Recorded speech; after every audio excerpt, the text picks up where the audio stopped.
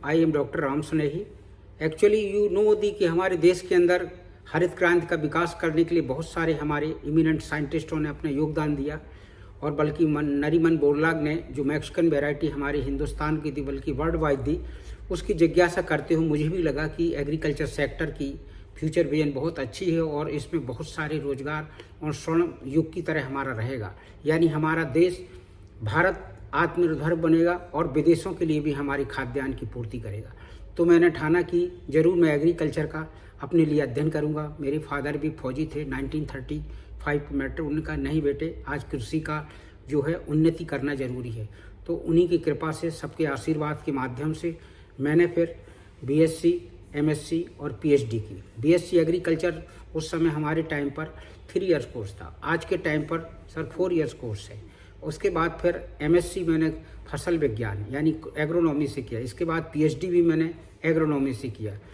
और अपने आप को मजबूत रखने के लिए मैंने कृषि से संबंधित पूरे विषयों का अध्ययन करा, और अध्ययन करते करते मेरे बहुत सारे चांस आए, जिससे मैं आज 14 नंबर की नौकरी पर बैठा हूँ।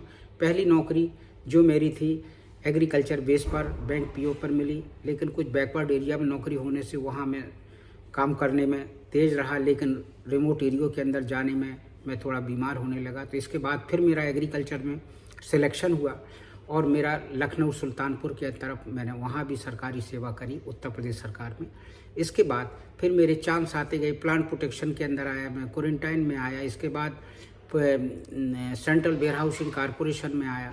देन आफ्टर मैं हैदराबाद में bio control director plant protect quarantine, मेरा वहाँ सिलेक्शन हुआ as a T2 technical officer. After that फिर मैंने ट्राई करा और मेरा सिलेक्शन फिर Indian grassland fodder research institute में हुआ। वहाँ भी मैंने रिसर्च एंड डेवलपमेंट का काम किया, और यूनिवर्सिटी यूएस धारवाड़ के अंदर जो कैंपस था वहाँ बच्चों के साथ मैंने तालमेल किया। वहाँ पर भी एमएससी पीएचडी के बच्चों को ट्रेनिंग देना और उनको फील्ड विजिट कराना। इसके बाद सर मेरे फिर ट्राई करते हुए मैंने सीनियर टेक्निकल असिस्टेंट यूपीएससी से दिल्ली के लिए, जो यूपीएससी का हार्ड एग्जाम होता है और हार्ड इंटरव्यू, उसको मैंने अपने आप को अंदर से देखा कि कोई बात नहीं, एग्रीकल्चर सेक्टर में बहुत विकास है और ये आगे आना चाहिए। फिर मैं सर यहाँ पर हॉर्टिकल्चर, एग्रीकल्चर, क्रॉप साइंस के अंदर मैं आगे बढ़ता गया, और मेरा सीनियर टेक्निकल के बाद assistant director, assistant commissioner, deputy commissioner, इस तरह मेरा यहाँ पर कार्यक्रम चलता रहा। और मैंने यहाँ पर देश के प्रति अपने को समर्पित किया, और देश की जो बड़ी बड़ी योजनाएं थी उनके लिए भी मैंने काम करता रहा। लगभग 33 साल तक मैंने गवर्नमेंट ऑफ इंडिया कृषि भवन के अंदर काम किया, और इसमें बहुत सारे हमारे प्रोग्राम थे। उन प्रोग्रामों के तहत हमारे चाहे लोकसभा हो, राज्यसभा हो, और हमारे जो डिपार्टमेंट के अंदर हो, उनके अंदर हम एक्टिव रहते थे, और भारत देश को अग्रिम बनाने के लिए हमने खाद्यान्न समस्या के लिए, तिलहन के लिए, खाद्य पूर्ति के लिए काम करते हुए आगे बढ़ते रहे। देन सेकेंड, जो हमारी एक्टिविटीज़ थी, हमारे जो कार्यक्रम थे, उसमें हमें टारगेट अचीवमेंट का एक पहल दिया जाता था कि आप भारत के एक कर्मचारी के नाते आप अपने को इतना अच्छा किसानों को प्रति बनाओ जिससे अच्छी योजनाओं का डेवलपमेंट करें। That was the central sponsored scheme by the government of India.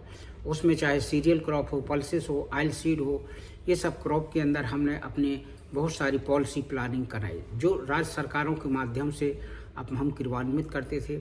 और हमारे जो सीनियर होते थे, secretary, director, deputy secretary, additional secretary, उनके माध्यम से हम लोग राज्यों में जाकर के अपनी स्कीमों, योजनाओं को हम अपना मॉनिटरिंग करते रहते। उन मॉनिटरिंग करने के साथ साथ देखते थे किसान की आमदनी में कहाँ फ़र्क हो रहा है, जबकि हमारे प्रधानमंत्री मोदी साहब ने कहा था कि हमारे जो कृषकों की आमदनी डबल होना चाहिए। तो लगभग हमारे जो उन्नतशील किसान हैं वो डबल नहीं, कई गुना लेते हैं।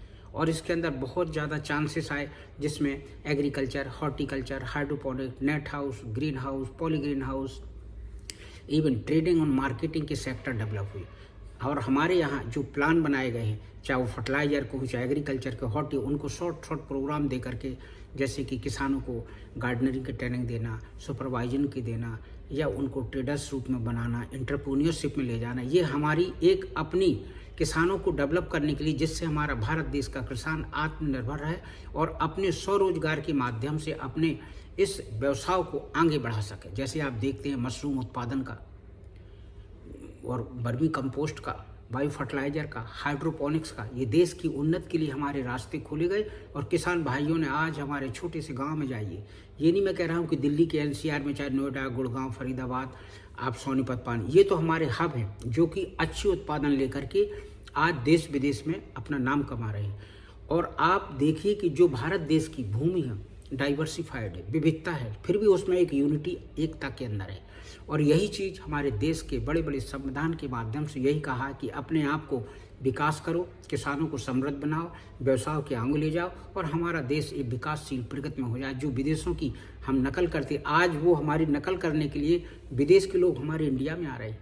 वर्मी कंपोस्टिंग का जो आप बच्चा एक छोटा BSc MSc नहीं तो डिप्लोमा ले लेगा 2-3 हफ्ते का, वो आराम से काम। इसी तरह से पेस्टिसाइड का है, एक डिप्लोमा लेकर के डिग्री, क्योंकि 4 साल का कोर्स होता है, उसको पढ़ने के लिए, आगे बढ़ने के लिए अनुभव के साथ साथ उसको आगे रिसर्च, डेवलपमेंट, पॉलिसी प्लानिंग के काम बढ़ती है।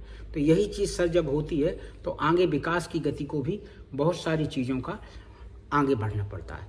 तो नेक्स्ट है सर कि गवर्नमेंट ऑफ इंडिया की जो हमारी केंद्र शासित या केंद्र पोषित है सेंट्रल स्पॉन्सर्ड स्कीम, ये भी हमारी किसानों को प्रति समर्पित है, जिसमें हमारे देश का रकबा ज़्यादा से ज़्यादा स्मॉल और मार्जिन फार्मर के जो छोटे किसान हैं 2.5 से लेकर 4.5-5 एकड़ तक है, उनके लिए हमारे भारत देश के जो संविधान के अंतर्गत बोला गया है कृषि विकास के लिए जो हमें प्रतिबद्धता लाई गई, उसके लिए हम एकदम तत्पर रहे।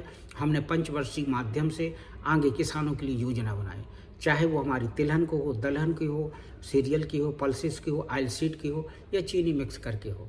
तो आई थिंक ये जब चीज़ें जब बनती हैं तो किसानों के दहलीज तक पहुंचते हैं, किसानों के गांव देहात रिमोट अंचलों में जाती हैं। और जब किसान को ये सुविधा मिलती है, क्योंकि छोटे किसानों के लिए हमने 30 से 50% तक किया है, कहीं कहीं रिमोट एरिया जैसे उत्तरी पूर्वी भारत है उनमें हमारा 90% तक है, जैसे बैम्बू मिशन है, हॉर्टिकल्चर का है, नेशनल फूड सिक्योरिटी मिशन है, और हमारे जो एग्रो फॉरेस्ट्री है, उसके बाद जो हमारा ये मृदा का है, तो मृदा हेल्थ सॉइल का कार्ड भी दिया PM साहब ने। तो ये सब चीज़ों को देखा जाए तो almost agriculture top most of the compare the all the ministry. जो इसलिए हमारे देश के कैबिनेट लेवल में प्रधानमंत्री साहब की तरफ से और हमारे यहाँ के मंत्री महोदयों की तरफ से आज हमारा देश आत्मनिर्भर की ओर जा रहा है। हमारे researchers, scientist, policy planner, learners और ट्रेडर्स आज हमारे देश को कृषि का एक उन्नत विकास की ओर जड़ते जा रहे हैं। और हम ये आशा करते हैं कि जो हमने देश की सेवा करी वो करते रहेंगे। भलाई में अपने पद के देखते हुए उपायुक्त भारत सरकार रहा, लेकिन हम किसानों के बीच जाकर के अपनों को किसान की तरह समानता देते रहे। और यही हमारा आत्मीय विचार रहा कि हम देश के लिए कितने सजग रहे, क्योंकि देश का किसान और जवान हमारे लिए तत्पर है। तो हमारा भी कर्तव्य बनता है कि देश के प्रति अपने आप को समर्पण करके काम करना चाहिए। इसके अब इस समय जब मेरे 2022 में अपने पद से रिटायरमेंट आया तो हमारे को फ़ोन आते हैं कि डॉक्टर स्नेही आप आइए, आपका अनुभव बहुत है, 33 साल भारत सरकार में किया, 6-7 साल का करीब आपने प्रदेश सरकार और बहुत अदर्स ऑर्गेनाइजेशन, तो मेरा करीब 40 साल के ऊपर हो गया। तो किसी महोदय ने BC जो पलवल के थे MBL, उनने फ़ोन किया कि डॉक्टर राम स्नेही एक उपायुक्त थे भारत सरकार की, जिनने फसलों के लेकर के उसके विशेषज्ञ हैं, पॉलिसी प्लानर है, तो इनको बुलाया जाए। और मैंने कहा ठीक है सर, मुझे ऐसा कुछ नहीं, मैं सेवा के लिए तैयार हूँ। तो मैं करीब 1 साल से MBN मॉडर्न विद्या निकेतन विश्वविद्यालय पलवल के अंदर है और करीब 35 एकड़ के अंदर वो डेवलपमेंट हो रहा है, अभी 28 एकड़ के करीब है।